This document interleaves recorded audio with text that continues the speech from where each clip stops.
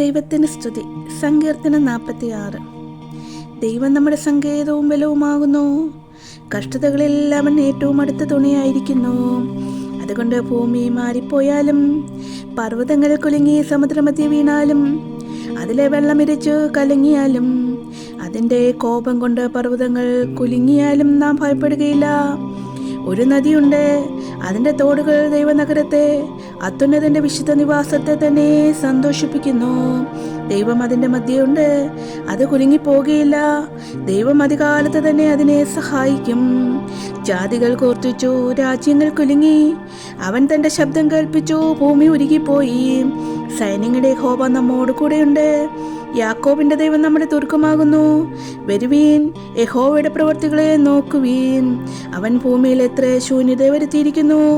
അവൻ ഭൂമിയുടെ അറ്റം വരെയും യുദ്ധങ്ങളെ നിർത്തൽ ചെയ്യുന്നു. അവൻ വില്ലൊടിച്ചു, കുന്തം മുറിച്ചു, രഥങ്ങളെ തീയിലിട്ടു ചുട്ടുകളയുന്നു. മിണ്ടാതിരുന്നു, ഞാൻ ദൈവമെന്ന് അറിഞ്ഞുകൊള്ളുവീൻ. ഞാൻ ജാതികളുടെ ഇടയിൽ ഉന്നതനാകും, ഞാൻ ഭൂമിയിൽ ഉന്നതനാകും. സൈന്യങ്ങളുടെ യഹോവ നമ്മോട് കൂടെയുണ്ട്. യാക്കോബിന്റെ ദൈവം നമ്മുടെ ദുർഗമാകുന്നു.